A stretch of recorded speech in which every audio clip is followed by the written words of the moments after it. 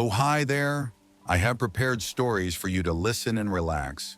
So put on headphones, brew a tea, and enjoy this vibe. My ex was a chronic cheater. I caught him more times than I want to admit. But for some reason, I kept convincing myself that if I just loved him harder, he'd change. Spoiler, he didn't. Things got messy when random women started showing up.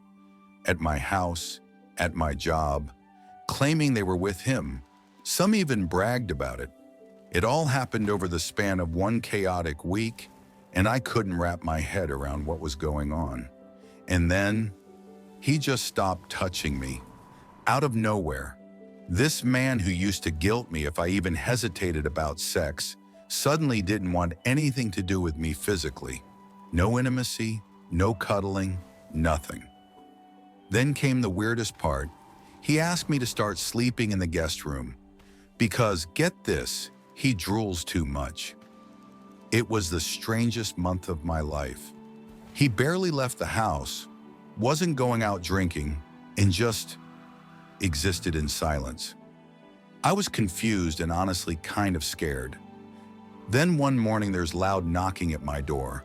It's my ex's best friend's brother's girlfriend. She looks wrecked, panicked, shaken.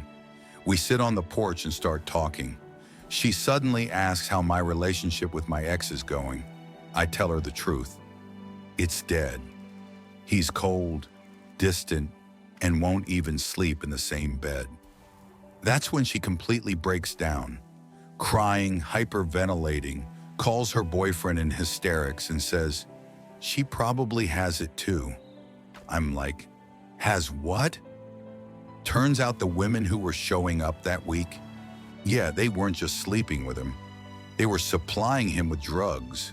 And during one wild night, my ex, his friends, and those women all shared everything. Utensils, drugs, each other. And in the process, they passed around hepatitis. The women were hunting him down, not just for the money he owed them, but also to let him know that they had tested positive, and he probably had it too. I felt sick. I ran straight to get tested for everything. Thankfully, I was vaccinated for Hep B because of an old job. Everything else came back clean. As awful as that whole period was, the one strange silver lining, his coldness might have saved me. Because if we'd kept being intimate during that time, I probably wouldn't have been so lucky. One of the women who'd been spreading the infection ended up passing away from an overdose not long after. I still think about how close I was to having my life change forever. Wow, it was very twisted. Now for the second story. He used to look at me like I was his entire world, like I held the stars in my hands. He told me I was beautiful, wonderful, that we were soulmates.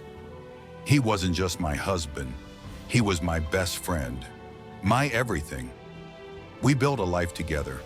I gave him 2 children, but after our first child, I started having strange health issues, numbness, fatigue. After our second, things only got worse. We were married for 20 years when the truth started to unravel. First, our 16-year-old son caught him messaging other women online. Then our 20-year-old son found the same thing. They both came to me, and my heart sank. We tried to patch things up. I wanted to believe we could fix it, but the damage was already done.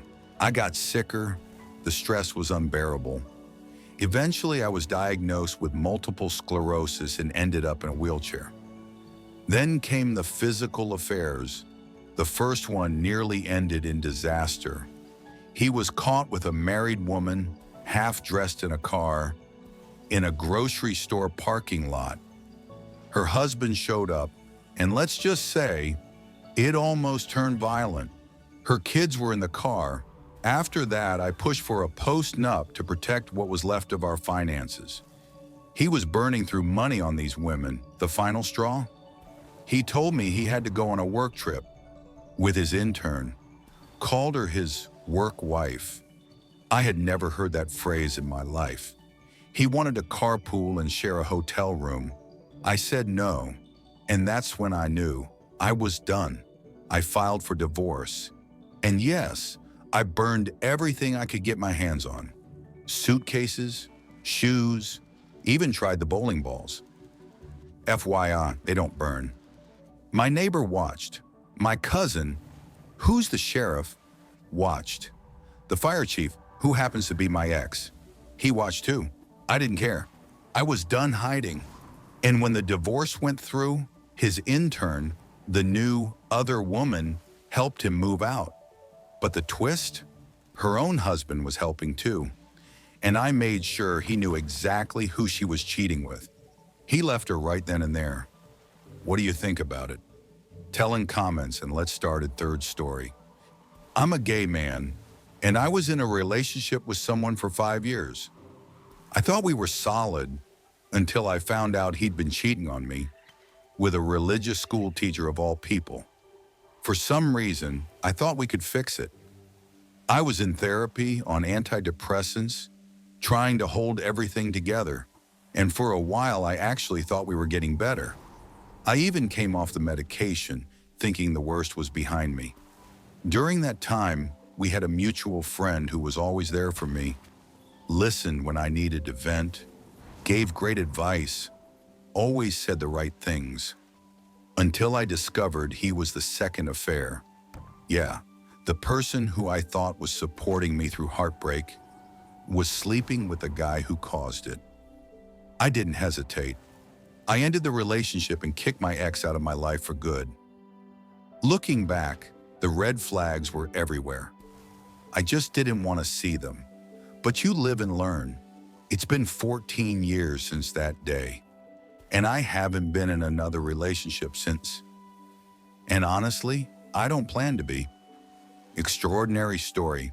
Now for the fourth, I'm 27, and I've been working in education since I graduated high school, mostly as a special education aide.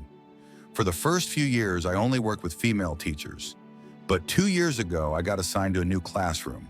The teacher was male, only 2 years older than me, and not gonna lie, I was instantly drawn to him. Still, I kept everything professional. After a few months of working together, he started inviting me to grab lunch during the day or drinks after work, especially after those emotionally exhausting days. He never once mentioned a partner, and I never asked. I've always felt people should share that kind of stuff on their own terms. Over time, we got closer. We started texting and calling regularly. The next school year, we were hanging out after work 3 times a week, sometimes staying out past midnight on Fridays. It felt natural, easy. I was genuinely starting to fall for him. One night, he made a move. We hooked up, and it was amazing. What followed was 3 months of something that felt real. We'd still hang out, have dinner, even go to lunch on weekends. I thought maybe this was going somewhere. Then one random day, I was with a friend at our local Costco, way out of town. We turned a corner, and there he was. The look on his face said everything. Frozen, pale, like he'd seen a ghost. His mom, who I recognized from school, waved at me, so I walked over. Then I saw her, the woman standing next to him. "This is my girlfriend," he said, to which he quickly added, "Actually, fiancé." And he just laughed and said he had just proposed. I smiled, said it was nice to meet her, and walked away without saying another word. He never messaged me, never explained, never apologized, and I never confronted him. I felt absolutely sick. I took some time off and waited for my transfer request to be approved. I've never seen him again. How do you think can he be forgiven? Tell your own story in comments. It would be interesting to hear. I appreciate you listen. Have a good day.